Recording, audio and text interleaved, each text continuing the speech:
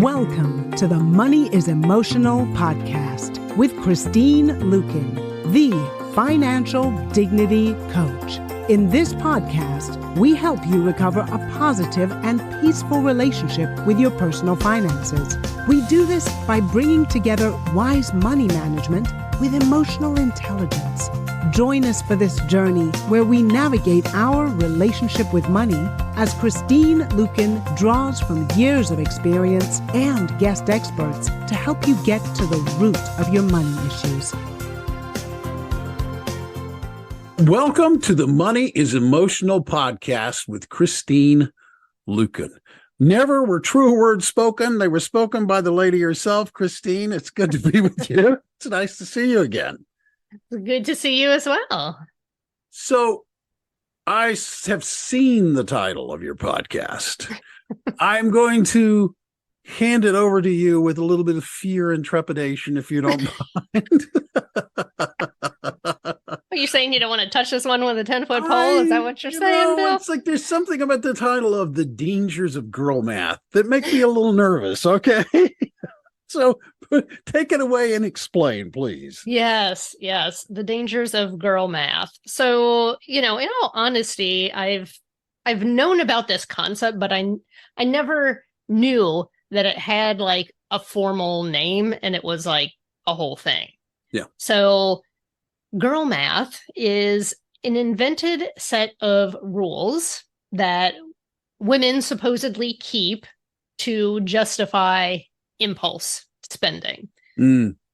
So, for example, I'll see things like if you buy something and you use it all the time, you use it every day, and it costs less than $1 a day, it's practically free. That's an interesting equation. Yes. Or any item under. So since I buy groceries, let me get this clear. Since I buy groceries and I eat them and they're not here anymore, they were basically free. Yeah. Ah, okay.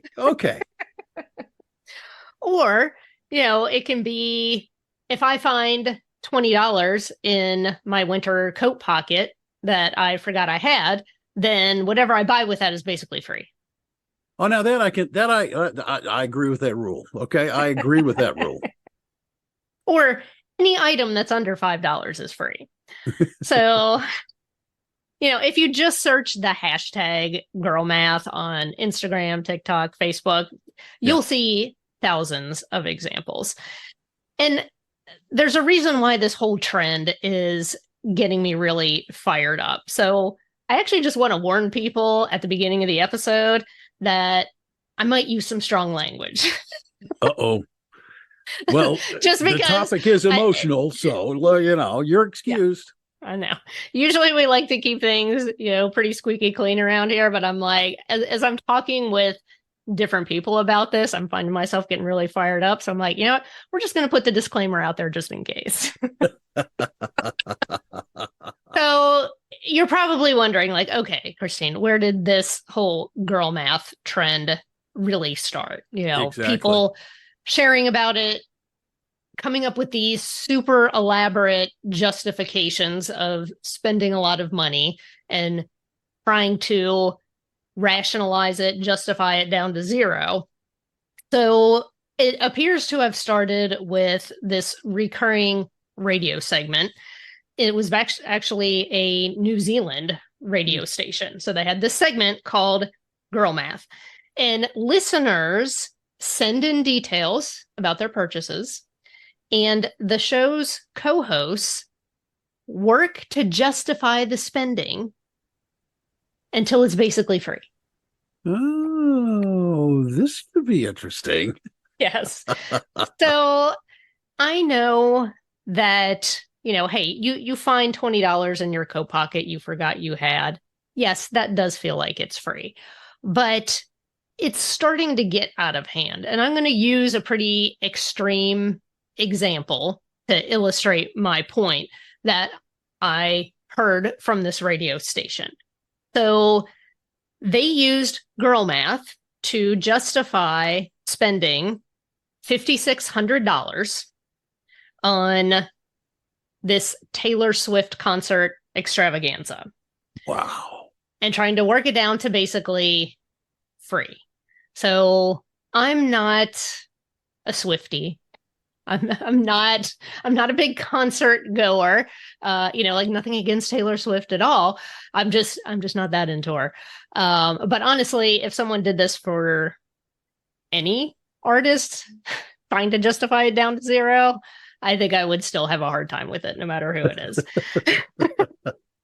So the example that they broke it down. So this woman called in and she said, here's what I spent. I spent $5,600. So this woman lived in Australia, somewhere in Australia, and she was traveling to Sydney, Australia. So she was traveling within the country, but she had to fly.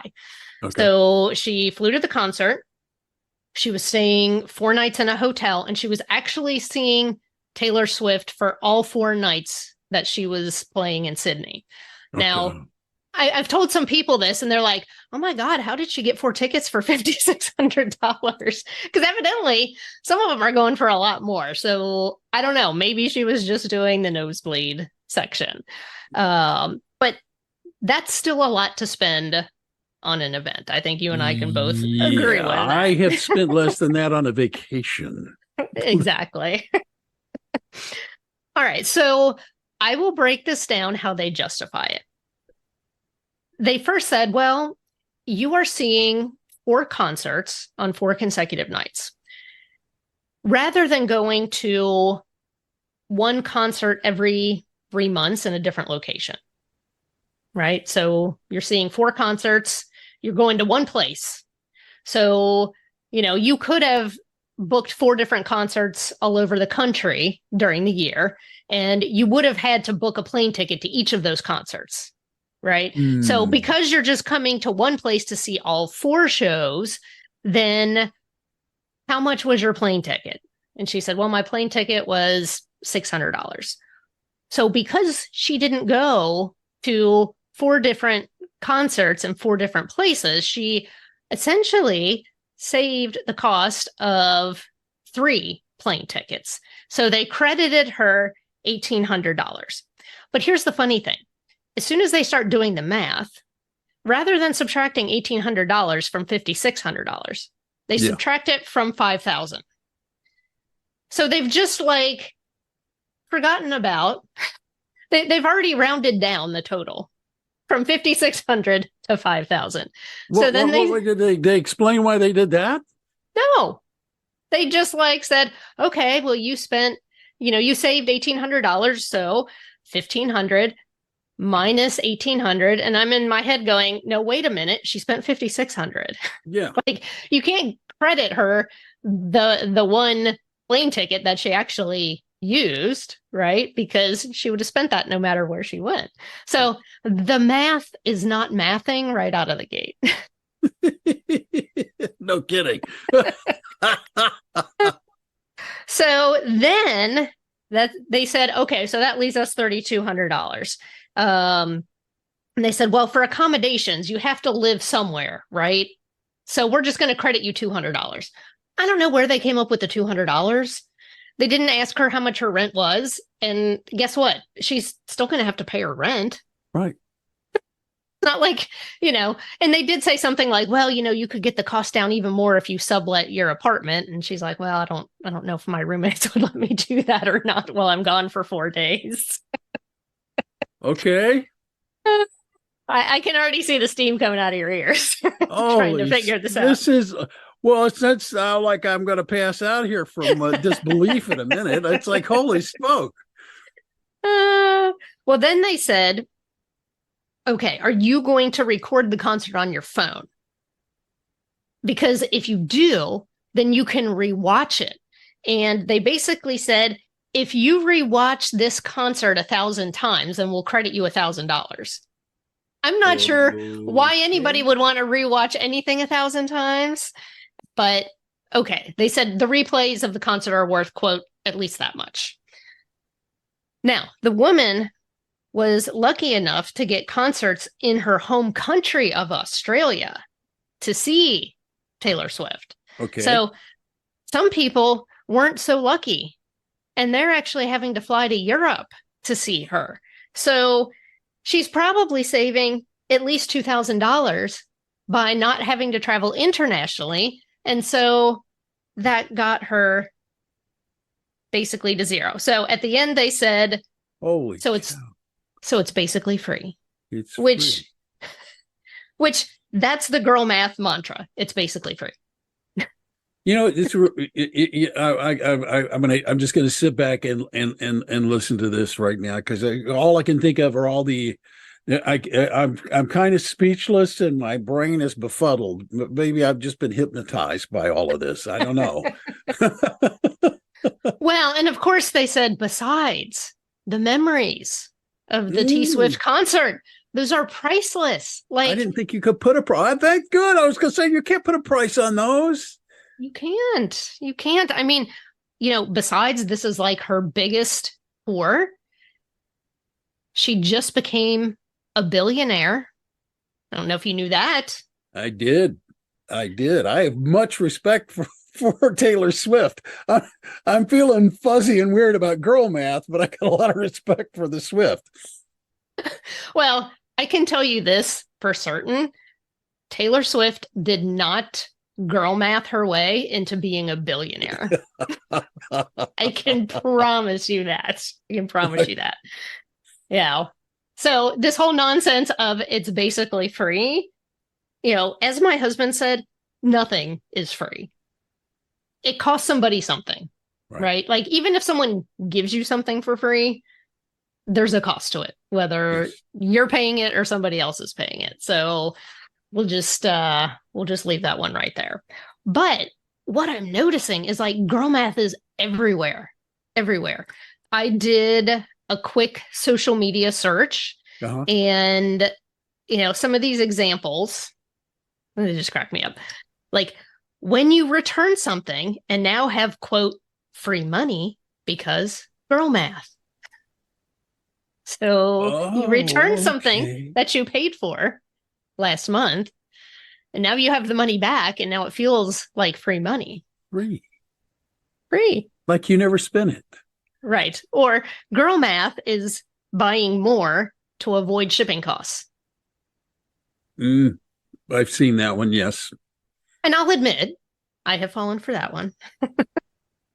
I've actually caught myself sometimes doing that, where I'm like, they're really good at marketing that, where they say, like, you're only $25 away from free shipping.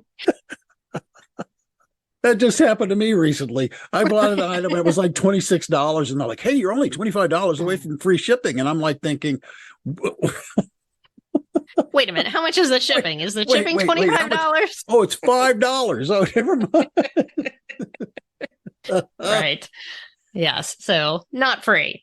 Or I saw this one, girl math, booking a trip so far in advance that when it's time to go, it's basically free because past me paid for it 6 months ago. Oh, that different person, that other person paid for it. Right. Okay, that's weird. Now, one of the most convoluted ones I saw, and this was a post on social media. It was actually a video, and they had this whiteboard with all these equations on here. And it was basically breaking down the cost of Botox so that it averaged out to less than $5 a day, which is about the same as a cup of coffee, which is basically free. Yes. That's a big one. You know what? That's a big one. I love that. Where they take an expensive item and go, over its lifetime, it's less than $1 a day. Right. That's free. Go for it. And here's the thing. Retailers are jumping in on this, like, with both feet. Yes. So I had one of my friends, Trevelyn, who's also in the financial industry. She and I were chatting about this in Messenger, and she sent me this ad. And the subject line was "Girl Math Approved." And it was a major makeup brand where they were having a 50% off sale. Girl Math Approved. Yes. All right. Yes. And I got one just the other day, and it said, girl math be like if it's a $60 bra that you wear over 30 times. It's less than $2 a wear. So it's basically free. So now I'm getting my underwear for free. God. Okay. Well, this is good. There's all kinds of places I can apply this math. It sounds like more like suspicious math than girl math, but you know. Yeah. And so, here's the bottom line. Like, watch out for retailers who are trying to girl math their way into your wallet. Now, is there such a thing as boy math? Yes, there is. There's actually a trend that my friend was telling me about called dog math. Yeah. Oh, yeah. And it was like a dog. So what's dog math? What's my dog thinking? So dog math is like if you're an hour late to feed him dinner, then you're an hour late to feed him dinner. But if you're a minute late to feed him dinner, you're also an hour late to feeding him dinner. Okay. Because dogs have zero conception of time. Yes. So that's not relative to money. That's more relative to time and food for the pets. This is funny. Okay. This is funny. It's amusing. It's weird. I just cannot. You help people with their finances. This cannot be a healthy trend. This cannot be can you girl math your way to success? That's what I want to know. No, you cannot. Here's why I have a problem with it is that, behind every joke, there is a seed of truth. And yes, I know that this whole girl math thing started as a joke, as something funny.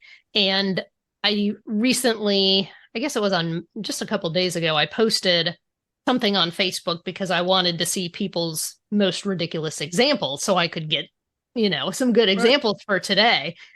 And I had one woman who was like, you're blowing this all out of proportion. It's just women trying to be funny and witty.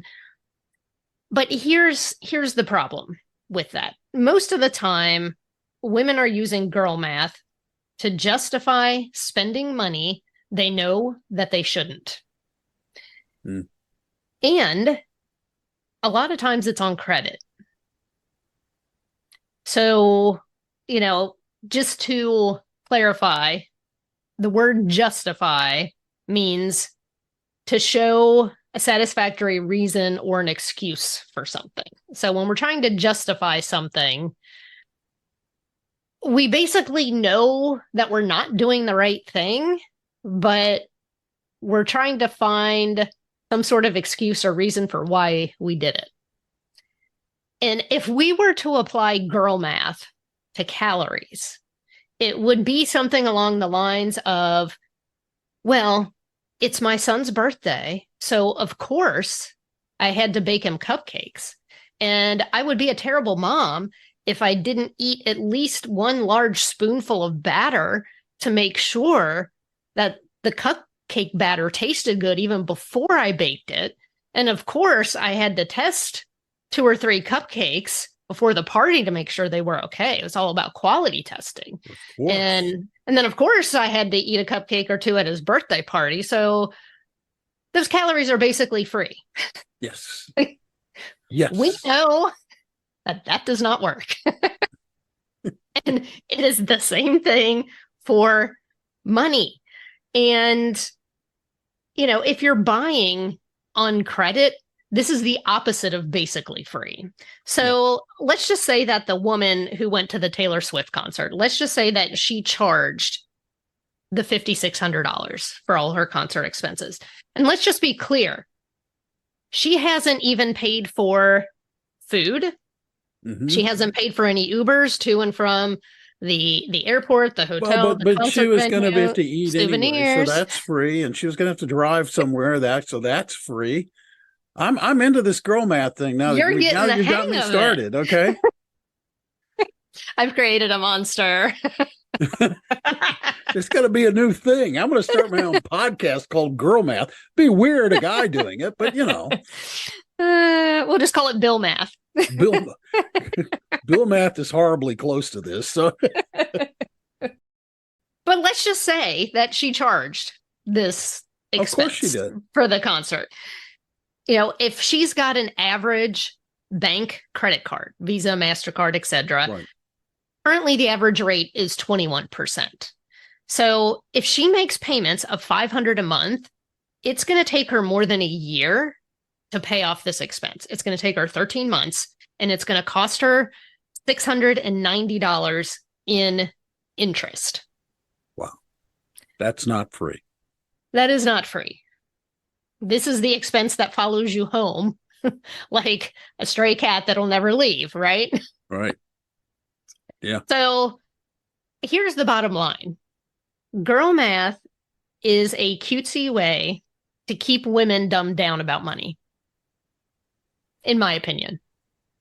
Excuse me. Yes, you. Thank you so much for listening to the Money is Emotional podcast. We hope you're enjoying it so far.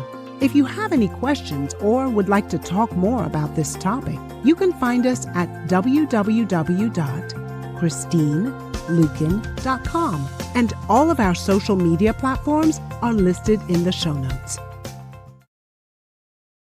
Because money is a powerful tool. And whether we like the fact that money and power are interconnected in our world, it's the fact. That is it's a a fact.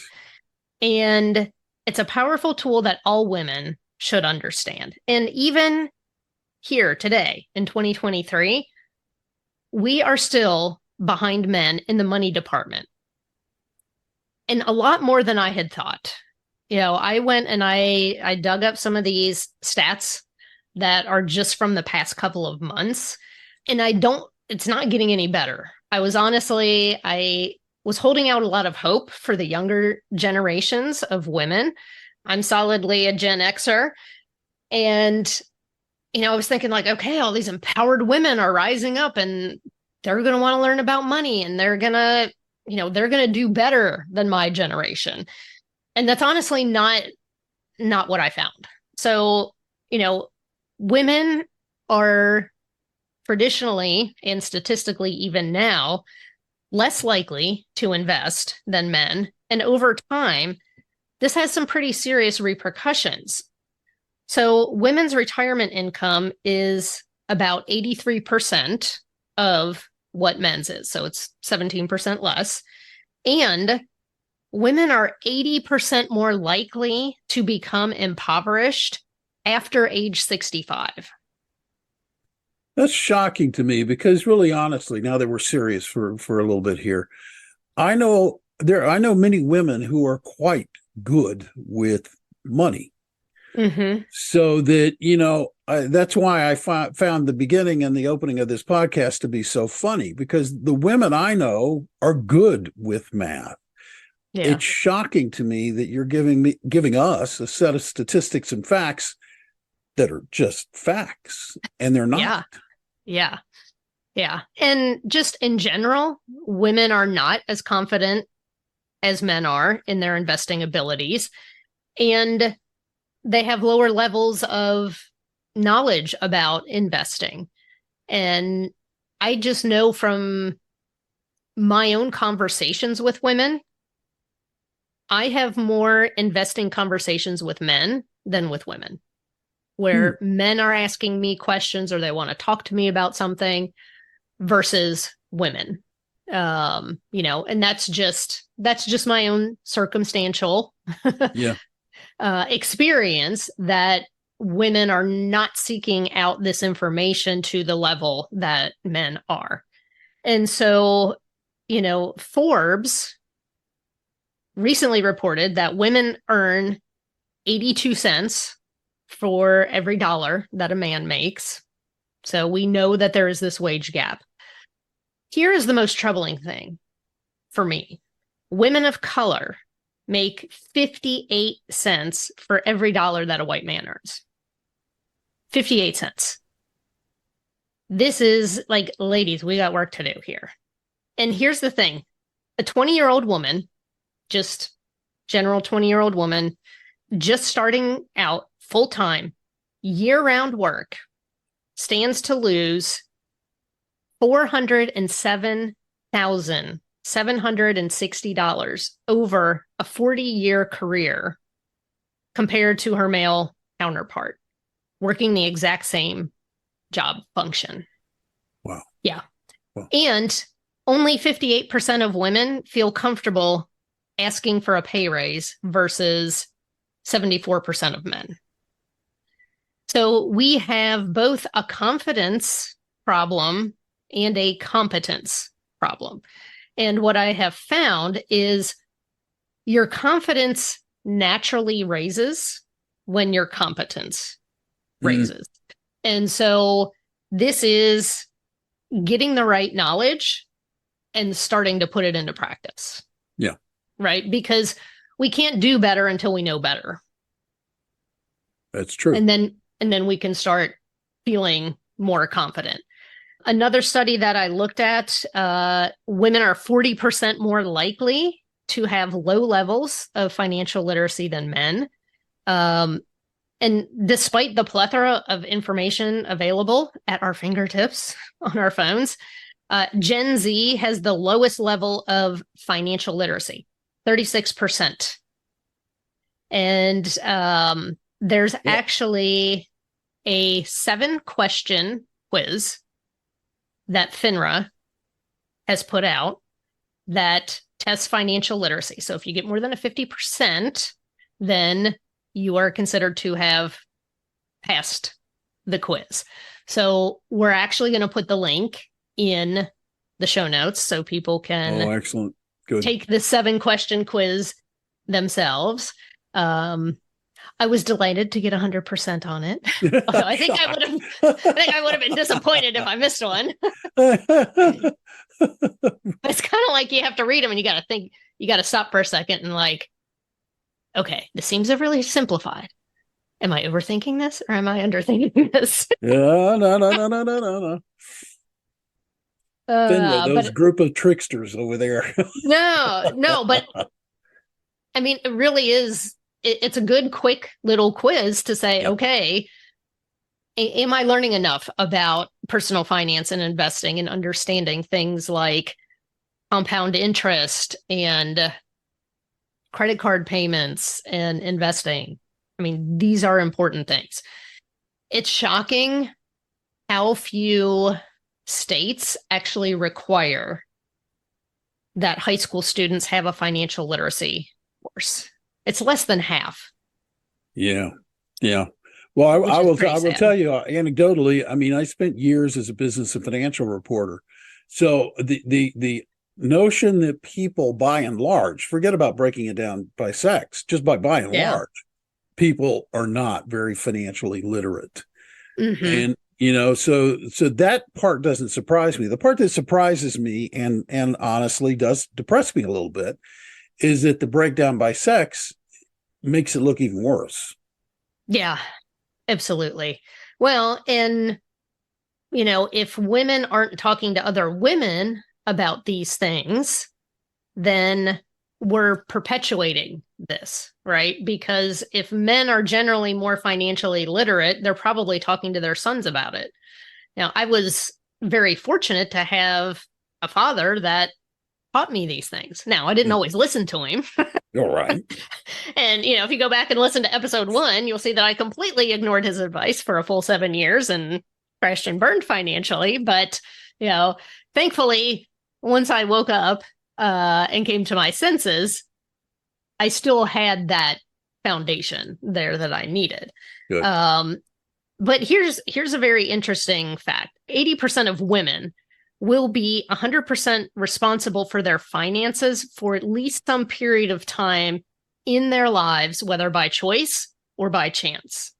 So whether it's, hey, I've left the family household and I'm single and I'm not married, I'm managing money on my own, or it's because of divorce or death of a spouse, then you're 100% responsible for running your finances.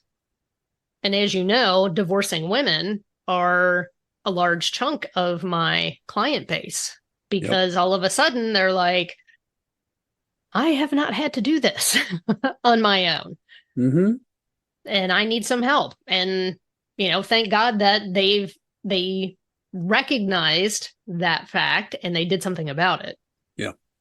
So, and here's the other thing, especially for those of you who are listening and, you love social media, popular social media accounts are not the best place to get financial literacy and advice.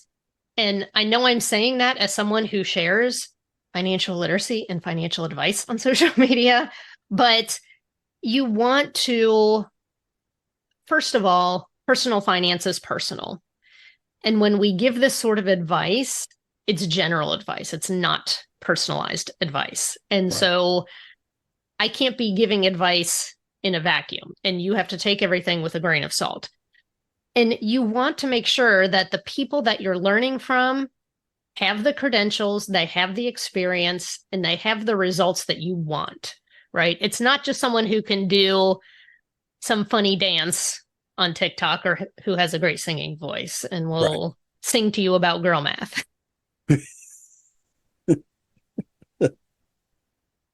But, I share these stats because honestly, ladies, if these stats don't both piss you off and light a fire under your butt to change, like I don't know what will. No. Yeah. And, here's the other important thing. When you are in control of your money, you don't need to justify your spending.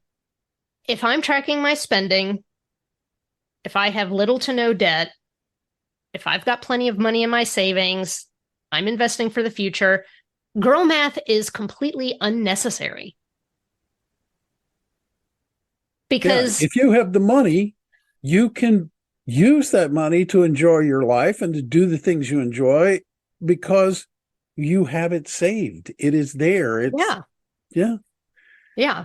So if you're spending intentionally, there's no justification necessary. I mean, I buy luxury items that I love with cash, and I don't feel bad about it at all. And here's why. I have handled my finances responsibly for many years, and that's why I get to enjoy it. So for example, girl math would try to justify this ring that I have, which is pretty blingy and expensive. So it's 22 karat gold. It was expensive. I will just tell you, it was a $5,000 ring that I had custom made. I do not feel any ounce of guilt or shame spending that money because I absolutely love it. But what girl math would try to do is justify it. They would say like, okay, well, if you wear this ring at least 100 days every year, and you wear it for 10 years at least, then you've got the cost down to $5 per wear. So it's essentially free. Here's the other problem with that. It cheapens something. It cheapens the value. Yeah. To me, I love this ring. I have, I appreciate every single dollar that I paid for it. And the person that made it for me, my friend Lisa of Lisa Leone Jewelry. If you're looking for 22 karat gold, she's your girl. She is.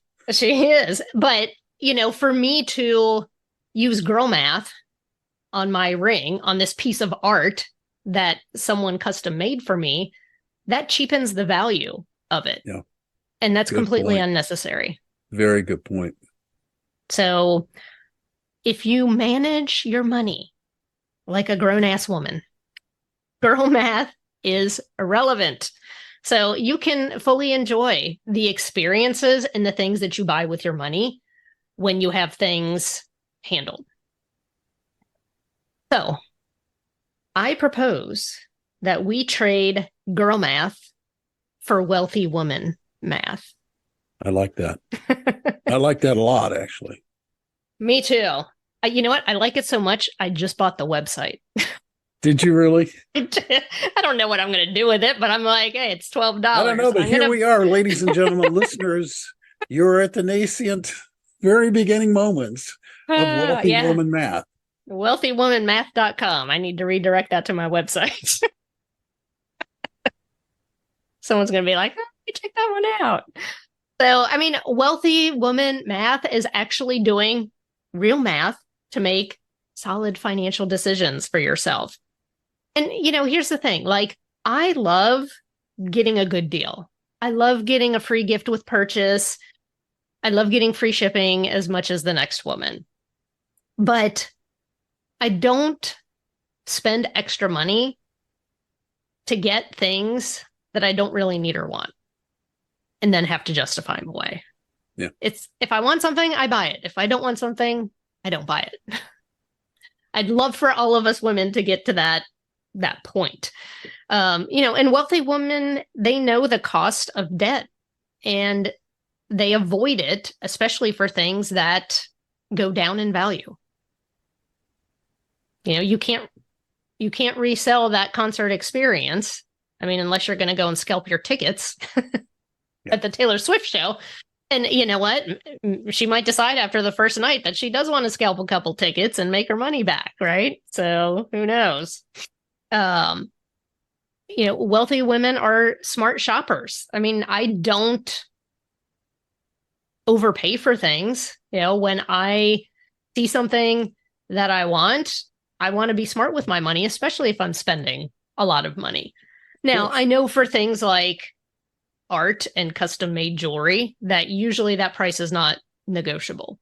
But, when I went to buy my car 2 years ago, I bought an Alfa Romeo, which a lot of people would say like, well, that's a very poor financial choice. Well, I would argue against that because first of all, I paid cash for it. Second of all, I had a paid off car that I got an excellent trade-in value on. And when I was at the dealership, I was shopping when they had just come out with the next year's model. And so the 2020, which was still brand new, was $10,000 cheaper than the 2021. So I still got my luxury car and got a good deal on it as well. Yeah. So, just because you're buying nice things doesn't mean you're flushing money down the toilet. But it's really about having patience, understanding the numbers, and, educating yourself. I mean, that's the most important thing. Wealthy women, they spend time learning, and they also know that they don't know it all. I know I don't know it all, especially when it comes to topics like taxes and investing. I always tell people, don't take any tax advice from me other than pay your taxes and consult with your tax professional because I got a D in tax accounting. Boom. Only D I ever got my entire life. I was like, all A's and B's, tax accounting, D. That's tough math, though. That's tough math. That's a whole different episode. Tax oh, my math. God. Smoke would be coming out of my ears. Yeah, exactly. Well, I mean, that's why we had my friend Lisa Nizer on about the tax episode of like, yes. Help, I'm terrified of taxes, because that can be me too. Because it's just like, me. Oh my God. Yeah, it's everybody. Yes, it's complicated. And that's the other thing. Wealthy women know when to pull in professionals to learn from and to delegate to. And that's important as well. That's really important. I mean, yeah. That is emphasized over and over again across all levels of life and money and everything else. The smart people know when they don't know, and they know that they're going to turn to Christine Luken to help them get their financials, in order. Just the way it works. Yeah, absolutely. Well, and here's the thing. Listeners, if you're using girl math as an occasional funny joke or as a way to justify self-destructive financial behavior. you know. You know which one you're using it as, you know? Is it just this little funny thing you do every once in a while? Or has that become a way of life for you? Because, you know, as I was looking at this video, the Taylor Swift example and the breakdown that they were giving, I was looking in the comments. And there were people that were saying, girl math is my life. Like, I love girl math. Girl math 1,000%. You know, it's like, these women are never going to be wealthy if they're seriously saying girl math is my life. Yeah. So let's not be like the woman who spent all the money on Taylor Swift, probably on a credit card. We don't know for sure. You know, let's be like Taylor Swift. At some point in her career, when she started making good money, she decided, I need to hire good people and I need to start educating myself. And the reason why I know that is because, you know, she's not just into her music. You know, she has this whole entire empire built around her brand. And that doesn't happen by accident. She's an excellent businesswoman, and you don't get that way by doing girl math. No. No, you do not. And you know, and if you don't believe either one of us, go find a female CFO. I have a friend of mine who's CFO for a number of different companies. She would be the last person in the world to buy into the concept of girl math. Yeah. So I know girl math started as a joke, but, you know, women are still behind men, both in monetary assets, income, and financial literacy. So in my opinion, I think it's a cutesy way to keep women dumbed down about money. So that's opposed to my business's core value, which is financial dignity. And I want that for all women. And because of that, and because I feel so passionate about this, I'm giving something away for free to as many people who want it. So if you want to download a free digital copy of my book, Money is Emotional, Prevent Your Heart from Hijacking Your Wallet, we are putting the link in the show notes because I don't want financial illiteracy to be an excuse for anyone. Like, if you don't even have $1 in your pocket, you can download this book and start reading it right now. That's fantastic. And I can't resist. I'm really sorry. It's not just basically free. It is free. It is literally free. Now, literally. It did cost me something, right? And once you read that book, you will see the experience that it cost me, right? The hours of time that it cost me to write that book, you know, the publishing costs. That book cost me something, but for you, it is 100% free because I feel so passionate about this. I want women to do better. I want them to know better, and I want them to do better with money, and I want to be a part of that. Just to drive this home again, the link is in the show notes? Yep. So the link is in the show notes. And if they want to call you and have any further conversations about this, because I suspect that there are some listeners who are thinking it might be a good idea to not treat this as a joke, but it's something serious. Yeah, if you're interested in coaching with me or inquiring about coaching, if you go to the website, ChristineLuken.com/apply, ChristineLuken.com/apply, you can schedule your call with me and we'll see if we're a good fit to work together one-on-one. That's fantastic. Thanks, Christine. I thank you for the laughs, but thank you for the point. Mm-hmm. Because the point underneath all of the laughter is a really serious one. And you need, and I urge listeners to take that point seriously and let it drive them forward. Let pick them forward. Make a change. Yes. You know, if this doesn't apply to you, forward this to the women in your life. Forward this to your wives, your daughters, your nieces, your granddaughters. Let's get the word out. Get the word out is exactly right. Yeah, it's funny. I'm really blessed because, truthfully, I feel like I live in a bubble because the women I know own businesses, are executives, are partners in businesses, and trust me, they're wealthy women math. They are not girl math, and there's a big difference. So yes, there is. So thank you, Christine, and thank you, listeners, for taking the time to listen to this episode.